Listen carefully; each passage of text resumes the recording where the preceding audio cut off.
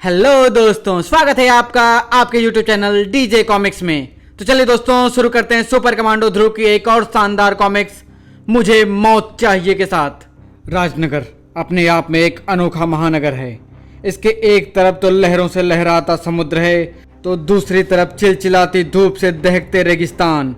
इस रेगिस्तान के ऊपर जब सूरज चमकता है तो दूर दूर तक कोई भी जीव जंतु दिखाई नहीं पड़ता है, क्योंकि इस धूप को तो पत्थर भी नहीं सह पाते हैं। लेकिन फिर भी इस कड़कड़ाती धूप में एक बूढ़ा आदमी तपती हुई रेत पर पैरों के निशान छोड़ता हुआ राजनगर की तरफ बढ़ा जा रहा था। और राजनगर में एसएसपी साहब शहर में घट रही आतंकवादी घटनाओं से चिंतित थे।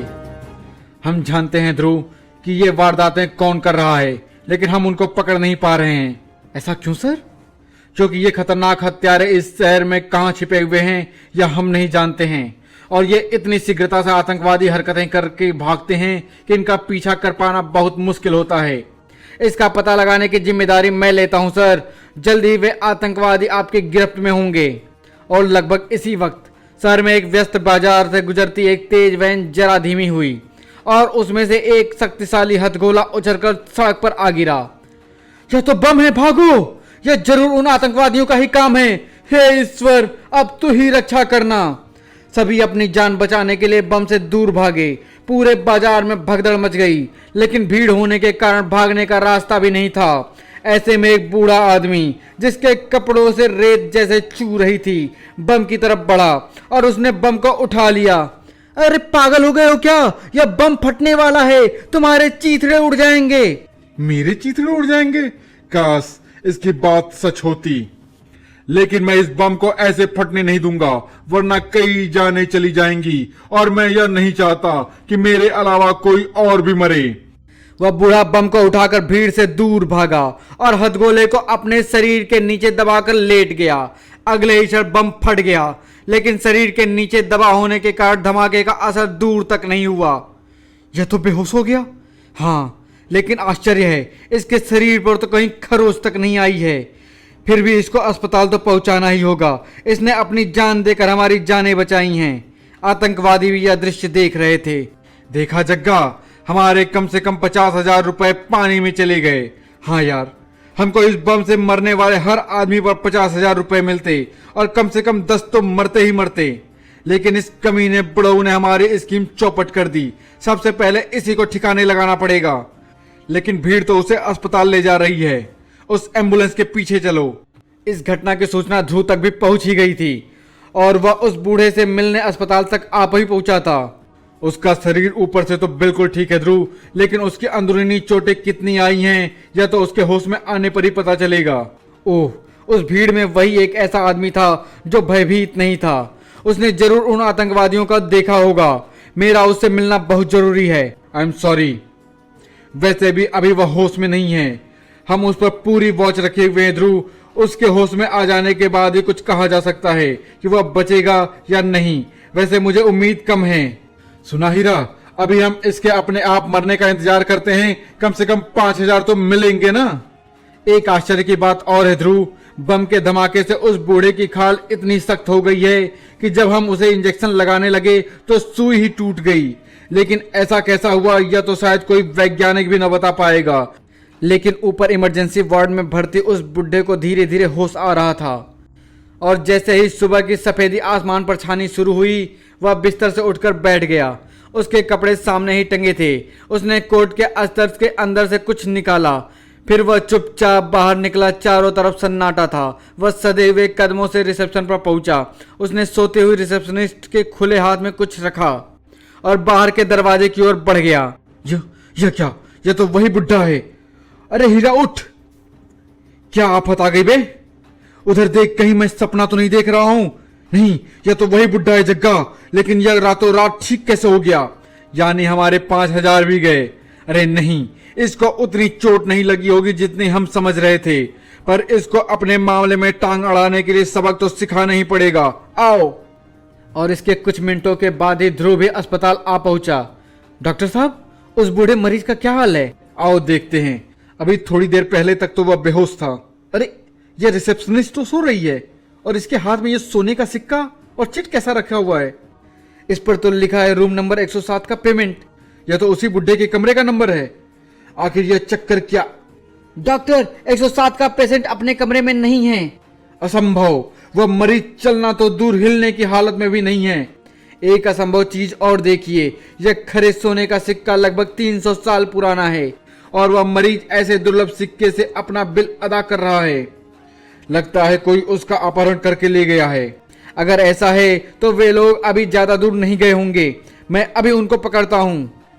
उधर दोनों आतंकवादी अपने शिकार को घेर चुके थे। क्या चाहते हो तुम लोग? ओह, ये दोनों तो वही हैं जिन्होंने भीड़ पर बम फेंका था। बड़ी तेज नजर है बुड्ढे की जग्गा। लगता है तुम दोनों मुझे मारना चाहते हो, है ना? दिमाग भी तेज है बुड्ढे का जग्गा। तो कोशिश करो मुझे मारने की। हीरा का चेहरा एकदम से कठोर हो गया। मारना तो पड़ेगा ही बुढ़ऊ। विदेशी सरकार हमें फ्री में पैसे नहीं देती। और इस बार जग्गा के चेहरे पर आश्चर्य तथा भय के भाव उभर आए, क्योंकि चाकू का स्टील का मजबूत फल बुरी तरह से मुड़ गया था। और ठीक इसी वक्त ध्रुव भी वहां पर पहुंच गया। यह तो वही वृद्ध लगता है और इसके साथ दो आदमी भी खड़े हैं, लेकिन ये दोनों उस पर हमला क्यों कर रहे हैं? इसका मतलब है कि ये जरूर वे ही आतंकवादी हैं और ये उस बुड्ढे को जान से मारना चाहते हैं। जग्गा, ध्रुव! पलक झपकते एक आतंकवादी ने अपना साल उतारकर फेंका। घबरा मत हीरा, आज इसकी मौत इसको यहाँ खींच लाई है। और उसकी उंगलियां साल के अंदर छिपे स्टेन गन में ट्रिगर पर दब गई। ऑटोमेटिक स्टेन गन ने गोलियों की बौछार ध्रुव की तरफ लपकी, लेकिन वे गोलियां ध्रुव तक नहीं पहुंच पाईं। आतंकवादियों को दूसरा मौका नहीं मिला। किस्मत ने आज ध्रुव को यह सुनहरा मौका दिया था और आतंकवादियों को भागने का अवसर देकर वह यह मौका गंवाना नहीं चाहता था। लेकिन इस पूरे समय में किसी का भी ध्यान उस बुड्ढे की तरफ नहीं था। अब तक वह ये सारा माजरा खामोशी से देख रहा था, लेकिन फिर न जाने क्यों उसने जमीन पर पड़ी स्टेन गन को उठाकर ध्रुव की तरफ तान दिया। इस बार चूंकि ध्रुव का ध्यान दूसरी तरफ था, इसलिए वह गोलियों से बच नहीं पाया। एक गोली ध्रुव की बांह से रगड़ खाती हुई निकली और वह चीख कर नीचे गिर पड़ा। आओ भागो! आतंकवादी खुद आश्चर्यचकित थे। आज उनके शिकार ने ही उनको बचाया था, लेकिन सवाल जवाब का वक्त नहीं था। वे वैन में बैठकर भागे। अब मैं इनको भागने से नहीं रोक सकता। लेकिन इस बुड्ढे ने मुझ पर हमला क्यों किया? मैं तो इसी को बचा रहा था। और यह चाकू टेढ़ा कैसे हो गया? और फिर अस्पताल में। तुम्हारे सवालों का तो और छोर ही समझ में नहीं आ रहा ध्रुव। ऐसा आदमी कौन हो सकता है जिस पर बम का भी असर ना हो और जिसके शरीर से लगकर चाकू भी टेढ़ा हो जाए? मुझे तो लगता है कि उस बूढ़े का आतंकवादियों से सीधा संबंध है। यह सारा घटनाक्रम उनकी आपसी लड़ाई का नतीजा था। ध्रुव शांत रहा। वह कुछ सोच रहा था। डॉक्टर साहब, उस बूढ़े के वे कपड़े कहाँ हैं जिनको उसने अस्पताल में लाए जाते समय पहन रखा था? यहीं पर हैं। क्या तुम समझते हो कि वह इन चिथड़ों को लेने आएगा? ये रहे उसके पैंट और कोट। कमीज और बाकी कपड़े रखने की हालत में नहीं थे। कोई बात नहीं डॉक्टर साहब, मेरा काम शायद कोट पैंट से ही हो जाए। और शीघ्र ही ध्रुव ने बूढ़े के कपड़े की जांच पड़ताल कर डाली। इनकी जेबों में तो कुछ नहीं है सिवाय धूल और रेत की। रेत? इस पैंट के पांचों में भी रेत भरी है, रेगिस्तान का रेत। ध्रुव का दिमाग तेजी से काम करने लगा। पांचों में रेत, यानी वे बूढ़ा रेगिस्तान से पैदल चलकर यहाँ तक आया है। पर इस रेत के रंग में थोड़ी सी लाली है और ऐसी खास रेत तो रेगिस्तान के सिर्फ उत्तरी छोर पर मिलती है। और जब ध्रुव अस्पताल से बाहर आया तो उसका इरादा बदल चुका था। आतंकवादियों को तो मैं पकड़ ही लूंगा। इस वक्त मुझे आतंकवादियों से ज्यादा दिलचस्पी उस बुड्ढे में है। लेकिन दूसरी तरफ आतंकवादियों के गुप्त अड्डे पर तो ये माजरा है। लेकिन तुमने हमारे आदमियों की मदद क्यों की? इन्होंने तो तुम्हारी जान लेने की कोशिश की थी ना। मैंने तुम्हारे आदमियों की मदद इसलिए की क्योंकि इन लोगों ने मेरी जान लेने की कोशिश की थी। दरअसल मुझे मौत चाहिए। मौत चाहिए? तो इसमें मुश्किल क्या है? जाकर रेल की पटरी पर लेट जाओ, पहाड़ से छलांग लगा दो, कनपटी पर गोली मार लो। ये सब मैं कर चुका हूँ। ये सब तुम कर चुके हो और फिर भी तुम जिंदा हो। सठिया गए हो क्या बड़ो? अगर मैं सच बोलूंगा तो तुम सठिया जाओगे। और चाकू तो तुमने ही मुझे मारा था, वही चाकू जिसका फल टेढ़ा हो गया था। हाँ, लेकिन वह कैसे? यह सोचकर तुम अपने दिमाग को कष्ट मत दो। सुप्रीमो, यह बुड्ढा तो जो कुछ कह रहा है वह सुनने में असंभव तो जरूर लगता है, लेकिन हमारे पास इसकी कहानी की सच्चाई के प्रमाण हैं। तब तो हम इसका इस्तेमाल अपने रास्ते का सबसे बड़ा कांटा हटाने के लिए करेंगे। हमको आप पर यकीन है बुजुर्गवार, लेकिन हमारे पास ऐसा कोई तरीका नहीं है जिससे हम आपकी इच्छा पूरी कर सकें। आपकी मृत्यु का रास्ता केवल एक ही व्यक्ति निकाल सकता है और वह व्यक्ति है सुपर कमांडो ध्रुव। यह कौन है? वही लड़का जिस पर आपने स्टेन गन से गोलियां चलाई थी, लेकिन इसके लिए आपको उसकी जान से मारने की पूरी कोशिश करनी पड़ेगी ताकि वह भी आपको खत्म करने के लिए कोई कसर न उठा सके। वह इस वक्त कहाँ है, इसका पता मेरे आदमी आपको बता देंगे। इसी समय ध्रुव रेगिस्तान के उत्तर की तरफ बढ़ रहा था। यही 1 वर्ग किलोमीटर का इलाका लाल रेत वाला है। वह रहस्यमय बुड्ढा जरूर यहीं कहीं से आया होगा, लेकिन कहां से? यहाँ पर तो दूर दूर तक केवल रेत है। नहीं, वह रहा रेगिस्तान के अंत में एक महल नुमा मकान। वह बूढ़ा जरूर यहीं से आया होगा। कुछ देर बाद ही ध्रुव उस प्रभावशाली इमारत के प्रांगण में खड़ा था। यह इमारत तो मुगल काल की लगती है, पर इसमें जरूर कोई अब भी रहता है, वरना यह महल अब तक खंडहर में तब्दील हो गया होता। इस पत्थर पर उर्दू में किसी का नाम भी लिखा हुआ है, लेकिन इसके शुरुआत के अक्षर मिट गए हैं। सिर्फ रूह पढ़ने में आ रहा है। इसमें रहने वाले का नाम जरूर मजरूह या ऐसा ही कुछ रहा होगा, लेकिन मैं तो उसको रूह ही कहूंगा। इतने पुराने मकान में तो कोई रूह ही रहती होगी। खैर, यहाँ खड़ा रहने से कुछ नहीं होगा। अगर यहाँ से कोई जानकारी मिलनी है तो वह इस इमारत के अंदर से ही मिलेगी। ध्रुव ने इमारत के अंदर कदम रखा और वह आश्चर्यचकित रह गया। वाह, क्या आलीशान महल है! यह जरूर उसी बुढ़े रूह का महल है। दीवारों पर टंगी उसके पूर्वजों की तस्वीरों की शक्लें भी बुढ़े से काफी कुछ मिल रही हैं। यानी मैं सही स्थान पर पहुंच गया हूं। लेकिन यहाँ पे तो कोई भी नहीं। ओह! तभी अंदर से उड़ता हुआ एक विशालकाय चमगादड़ ध्रुव से आ टकराया और ध्रुव उससे बचने की कोशिश में एक तस्वीर से जा लड़ा। यह चमगादड़ था या चील? अरे वाह, यह चित्र तो उस बुढ़े के मुगल काल के किसी पूर्वज का लगता है।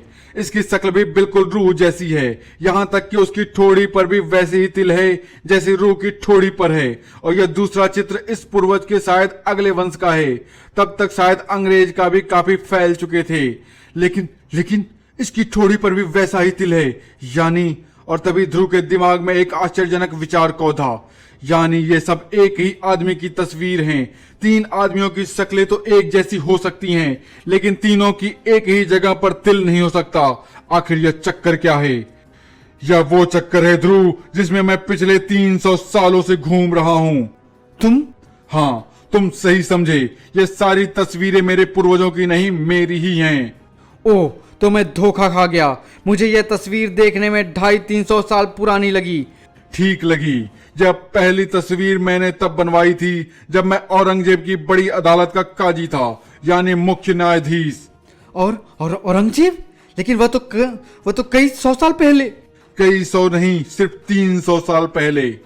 इतने साल बीत गए हैं कि अब तो मुझको अपना नाम भी याद नहीं है। वैसे मुझको तुम्हारे द्वारा दिया गया नाम रूह पसंद आया, लेकिन मुझको इतना याद है कि वह जमाना फकीरों, सूफी और संतों का जमाना था। ये लोग उस वक्त तादाद में इतने ज्यादा बढ़ गए थे कि असली और भिखारी में फर्क करना भी मुश्किल था। और फिर मैं भी अपनी काजी होने के नशे में चूर रहता था। एक रात बादशाह सलामत के महल में दावत खाकर लौटते लौटते रात का दूसरा पहर भी बीत गया था। मैं थका हुआ भी था। बिस्तर पर लेटते ही मुझे नींद आ गई, लेकिन थोड़ी ही देर में सुबह हो गई और एक फकीर मेरी खिड़की के नीचे से गाता हुआ गुजरा। मेरी नींद टूट गई।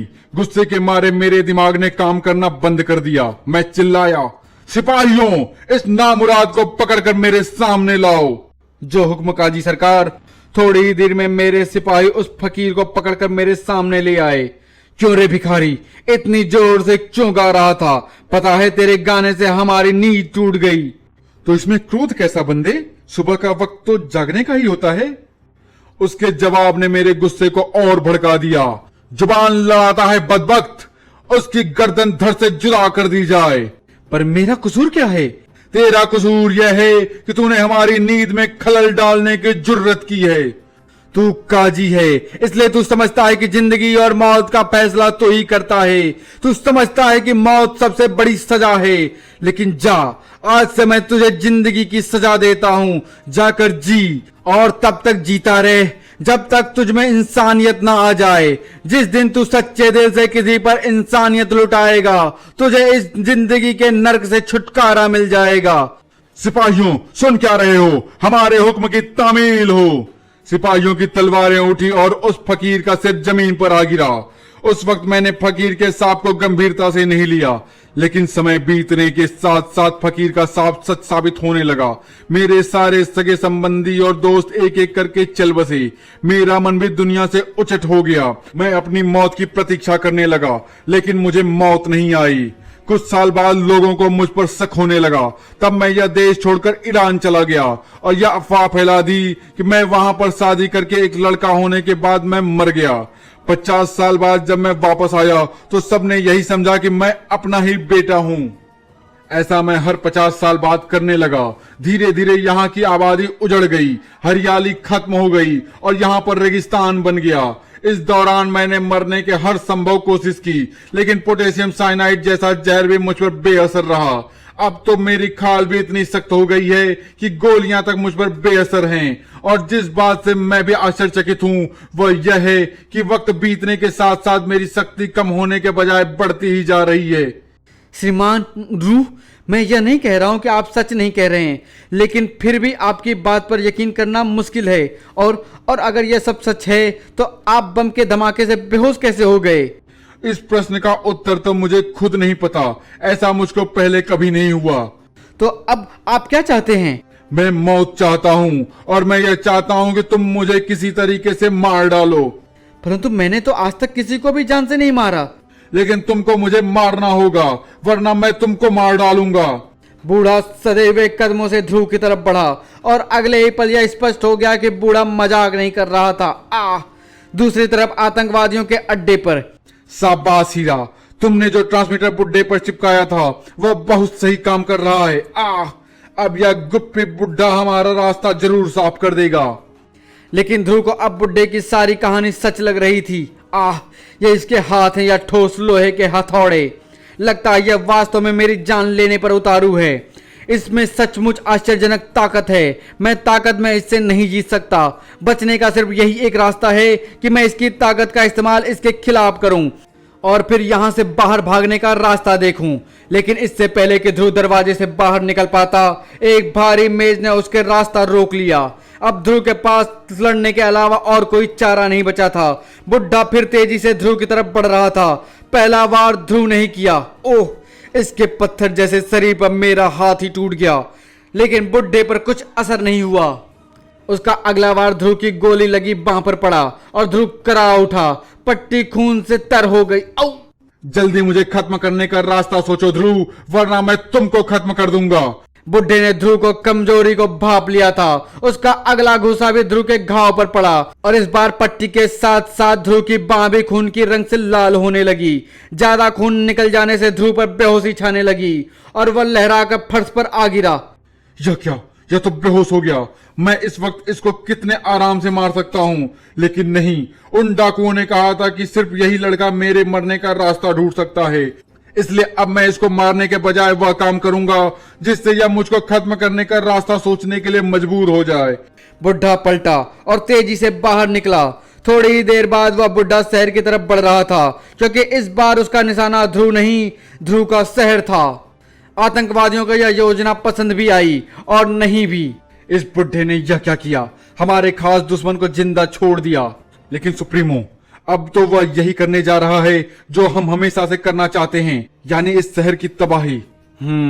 तुम कहते तो ठीक हो डिप्टी, लेकिन मैं ये सोच रहा हूं कि बेचारा ध्रुव तो रेगिस्तान के बीच में बेहोश पड़ा है, तो क्यों ना हम उस बुड्ढे के अधूरे छोड़े काम को पूरा कर दें। Good idea boss. Heera, Jagga, तुम समझ गए ना कि तुम लोगों को क्या करना है? समझ गए डिप्टी। हमको रेगिस्तान के महल में जाकर वहां बेहोश पड़े ध्रुव को खत्म करना है। बस सुप्रीमो, हम यूं गए और यूं आए। और दूसरी तरफ बुड्ढा रू शहर के व्यस्ततम इलाके में पहुंच चुका था। तबाही शुरू करने के लिए यह खूबसूरत जगह सबसे उपयुक्त है। उसने 25 फीट ऊंची बिजली के मजबूत खंबे पर एक जोरदार ठोकर मारी, धड़ाक, और बिजली का खंबा टीन की पतली चादर की तरफ बीच से मुड़कर सड़क पर आ झुका और सड़क पर आती सिटी बस पूरी गति से उस खंबे से जा टकराई। रूह ने शहर के विनाश का सिलसिला शुरू कर दिया था। दूसरी तरफ रेगिस्तान के महल में ध्रुव को जब होश आया, तब तक न जाने कितना समय गुजर गया था। तो उस बुड्ढे ने मुझे जिंदा छोड़ दिया, लेकिन वह गया कहाँ? यहां तो वह कहीं नहीं दिख रहा। खैर, जाने दो, उसको तो मैं ढूंढ ही लूंगा। इस वक्त तो मुझे किसी डॉक्टर के पास जाना चाहिए। खून ज्यादा निकल जाने से मुझे कमजोरी लग रही है। ध्रुव अपनी मोटरसाइकिल की तरफ बढ़ा ही था कि तभी उसकी और मोटरसाइकिल के बीच में एक खंजर आ धंसा। खटाक! तुम दोनों यहाँ पर? हा, हा, हा, हा, हा। इतनी कमजोरी में तो डॉक्टर भी बेड रेस्ट बताते हैं प्यारे। हम बड़े डॉक्टर हैं, इसलिए हम तुमको पूरा रेस्ट कराएंगे। बिना किसी पूर्व चेतावनी के स्टेन गन की नाल गोलियां उगलने लगी और ध्रुव की सारी कमजोरी पल भर में गायब हो गई। वह एक पल में उछला और उसका हाथ खंजर पर आ पड़ा। वाह, मुझे फिल्मी स्टाइल में रोकने के चक्कर में इन्होंने खुद ही मुझे एक हथियार दे दिया। स्टेन गन दोबारा चलने के लिए पल भर के लिए खामोश हुई, लेकिन स्टेन गन दोबारा नहीं चल पाई क्योंकि उसी पल ध्रुव का हाथ घूमा। आ धाए आ और आतंकवादियों के हाथ में स्टेन गन छूटकर नीचे जमीन पर आ गिरी। ध्रुव के लिए इतना मौका बहुत था। वह अपनी मोटरसाइकिल की तरफ लपका। इस समय मैं सिर्फ अपनी ताकत के बूते पर इनका मुकाबला नहीं कर पाऊंगा। इसके लिए मुझको अपनी स्पेशल मोटरसाइकिल का सहारा लेना पड़ेगा। ध्रुव ने अपनी मोटरसाइकिल की स्पेशल हेडलाइट जलाई और रेगिस्तान की धरती पर एक दूसरा सूरज जल उठा। दोनों आतंकवादियों की आंखें चुधिया गई। कुछ पलों के लिए उनका दिखाई देना बंद हो गया और इन कुछ क्षणों में ही सारा खेल खत्म हो गया। कमजोर ध्रुव के घुसे हुए दोनों आतंकवादियों के लिए बहुत थे। ताक तलाक! ध्रुव एक बार फिर शहर की तरफ बढ़ चला, लेकिन इस बार वह अकेला नहीं था। उसके साथ दो सवारियां और भी थीं। लेकिन शहर में घुसते ही ध्रुव का दिमाग चकरा गया, क्योंकि इस वक्त शहर में और रेगिस्तान में जरा सा ही फर्क था। चारों तरफ की गई भयानक तोड़फोड़ इस बात की गवाही दे रही थी कि अभी अभी यहां से कोई भीषण तूफान गुजरा है। यह सब कैसे हुआ भाई? ध्रुव साहब, मैं सच बताऊंगा तो आप कहेंगे कि मैं ड्यूटी पर पिए हुए हूँ। ये ग्रुप सारी तोड़फोड़ एक बुढ़े ने की है, जो देखने में तो ऐसा लगता था जैसे एक झापड़ में मर जाएगा। लेकिन जब मैंने उसे रोकने की कोशिश की तो उसने मुझे एक झापड़ मारा। उसके बाद मुझे अभी अभी होश आया है। वह अपने एक झापड़ से शायद शेर को भी मार सकता है कांस्टेबल, इसलिए शर्म मत करो और मुझे यह बताओ कि वह बूढ़ा गया किधर है? वह शक्ति नगर की तरफ गया है ध्रुव साहब। तो तुम इस आतंकवादियों को संभालो, मैं उसे देखता हूं। आतंकवादी? और वो भी दो दो? हमारे ध्रुव साहब भी बस कमाल के हैं। दूसरी तरफ बूढ़ा रूप परेशान था। इतनी तबाही देखकर भी वो लड़का ध्रुव मुझे खत्म करने का कोई न कोई अवश्य रास्ता निकाल लेगा। लेकिन वह अब तक आया क्यों नहीं? कहीं वो मर? नहीं, ऐसा नहीं हो सकता। शायद उसको यहां तक बुलाने के लिए इतनी तबाही काफी नहीं। आहा, तो तुम आ गए। मैं आपसे यह प्रार्थना करने आया हूं कि आप यह विनाश की विचार छोड़ दें और हमारे साथ बैठकर शांति से विचार विमर्श करें। इस तरह से आपकी समस्या का कोई न कोई हल अवश्य आ जाएगा। तभी पूरा वातावरण टैंकों की गड़गड़ाहट से गूंज उठा। ध्रुव, हमने इस शैतान को खत्म करने के लिए सेना से मदद मांगी है। तुम बीच से हट जाओ। अच्छा, तो अब तुम लोग मुझ पर तोप चलाओगे? नहीं सर, इसको खत्म करना इस समस्या का हल नहीं है। हट जाओ ध्रुव, वरना ये मेरा जो कुछ नहीं बिगाड़ पाएंगे, लेकिन तुमको जरूर मार डालेंगे और तुम्हारे साथ ही मेरे मरने की उम्मीद भी खत्म हो जाएगी। फायर! Bram Bram! टैंकों से दो शक्तिशाली गोले बुड्ढे के सीने पर आकर फटे। वह कुछ क्षणों के लिए जमीन पर आ गिरा, लेकिन फिर वह धीरे धीरे उठा। ओह, न जाने क्यों मुझ पर फिर वैसी बेहोशी छा गई, लेकिन इस बार असर कम देर तक रहा। अब मैं ठीक हूं, लेकिन इन सैनिकों को यह समझाना ही पड़ेगा कि मुझको किसी भी तरह के हमले बेकार हैं। सर, हमला बेअसर रहा और अब वह बूढ़ा हमारी तरफ बढ़ रहा है। सभी बुड्ढे की इस हरकत से हैरान थे। अब यह बुड्ढा रूह क्या करेगा? टैंकों को रोकना इतना आसान नहीं है। लेकिन अगले कुछ ही क्षणों में ध्रुव को अपने सवाल का जवाब मिल गया। आश्चर्यजनक, लेकिन टैंकों के हमले ने मुझे वह समाधान दे दिया है जिससे मैं रूह को शायद रोक सकूंगा। लेकिन इसके लिए मुझे रूह को फैक्ट्री एरिया की तरफ ले जाना पड़ेगा। ध्रुव, रुक जाओ। अब मुझसे बचकर भागना असंभव है। बिना मुझे मारे तुम यहां से नहीं जा सकते। मैं तुम्हारा पीछा दुनिया के अंत तक नहीं छोड़ूंगा और इस बार तुमको खत्म करके ही दम लूंगा। ठीक है रूह, क्योंकि अगर तुमने मेरा पीछा छोड़ दिया तो मेरी योजना चौपट हो जाएगी। दूसरी तरफ आतंकवादी अपने ट्रांसमीटर पर पूरा घटनाक्रम सुन रहे थे। ये ध्रुव यहां कैसे पहुंच गया? इसका मतलब है कि जग्गा और हीरा अपने काम में असफल रहे। अब तो इस काम के लिए मुझे खुद ही जाना होगा। तुम सब लोग अपने अपने हथियार लेकर तैयार हो जाओ। इस बार यह मौका हमारे हाथ से नहीं निकलना चाहिए। उधर ध्रुव बुड्ढे को खींचता हुआ शहर से बाहर ले आया था। अपने प्लान के मुताबिक मैं इसको फैक्ट्री एरिया तक तो खींच लाया। अब देखना यह है कि मेरा प्लान काम करता है या नहीं। ओह, यहां पर कैसी अजीब अजीब सी गंध आ रही है। उधर ध्रुव के पीछे दौड़ता बुड्ढा अचानक रुक गया। ओह, मुझ पर फिर से बेहोशी छा रही है। ये महक कैसी है? लगता है कि मुझे इसी महक के कारण बेहोशी आ रही है। मैं इस गंदी बू की जड़ को खत्म कर दूंगा, और वह जड़ ये इमारत है जहां से यह बू आ रही है। भागो, यह तो वही बुड्ढा है जिसके बारे में रेडियो में विशेष सूचना आ रही है। घबरा मत, न्यूज में साफ कहा गया है कि इसने अब तक किसी की जान नहीं ली है। बुड्ढे को किसी की जान लेने में कोई दिलचस्पी भी नहीं। वह तो उस दम घोटने वाले महक के स्रोत को नष्ट करना चाहता था। रू तो इस फैक्ट्री में घुस गया, यानी अब मेरा काम और आसान हो गया है। टैंकों के हमले से वह साफ हो गया था कि रू वायु प्रदूषण नहीं सह पाता है, क्योंकि वह आज से 300 साल पहले का मनुष्य है। अब वायु प्रदूषण न के बराबर था, इसलिए यह सबसे पहले बम के धुएं से रात भर बेहोश रहा था। लेकिन धीरे धीरे यह वायु प्रदूषण का थोड़ा आदी हो गया होगा, क्योंकि टैंकों के हमले के कारण हुए धुएं ने इस पर ज्यादा असर नहीं किया। यही कारण है कि जिससे मैं रू को फैक्ट्री एरिया में खींच लाया हूं। यहाँ पर तो वायु प्रदूषण इतना ज्यादा है कि इसको हम लोगों तक सह नहीं पाते। इधर ध्रुव अपने विचारों में खोया हुआ था और उधर रू लगभग पूरी फैक्ट्री तबाह कर चुका था। क्रैक! लेकिन बुड्ढा रू यहीं पर गलती कर गया, क्योंकि वह गंध के स्रोत को खत्म करने के चक्कर में उस स्रोत के और पास आ गया था। उसका दम और तेजी से घुटने लगा और वह अपने होश खोकर एक बार फिर नीचे आ गिरा। ओह, बेहोश होते होते हुए भी उसने पूरी फैक्ट्री तबाह कर दी है, लेकिन इस कीमत पर भी इसको पकड़ पाना सस्ता सौदा है। तभी जलती हुई फैक्ट्री के टूटे गेट से एक गाड़ी अंदर दाखिल हुई। वह रहा, ट्रांसमीटर के सिग्नलों ने हमको बिल्कुल सही जगह पर पहुंचा दिया है। अब हम इससे जग्गा और हीरा की गिरफ्तारी का बदला लेंगे। जग्गा और हीरा? ये तो शायद उन आतंकवादियों के नाम हैं, यानी ये सब उनके ही साथी हैं। गोली मार दूं सुप्रीमो? नहीं, यह छोकरा इतना आसान मौत के काबिल नहीं है। सबसे पहले इसको जग्गा और हीरा की कीमत चुकानी है, और वह कीमत इससे मेरे घूसे वसूल करेंगे। लेकिन इस बीच अगर यह मुझ पर पलटकर वार करे तो इस पर बेझिझक गोली चला देना, और जब तक यह मेरे हाथों से अपनी हड्डियां तुड़वाता रहे तब तक खामोशी से तमाशा देखना। आह, यह तो पक्का है कि मेरे पलटवार करते ही मुझ पर तनी बंदूकें मेरे शरीर को छलनी कर देंगी। धप! इसलिए मौका मिलने तक मार खाने के अलावा और कोई चारा नहीं है। ध्रुव जमीन पर आ गिरा, उसका बदन कांच के टूटे टुकड़ों पर आ गिरा, और ध्रुव ने इस मौके का भरपूर फायदा उठाया।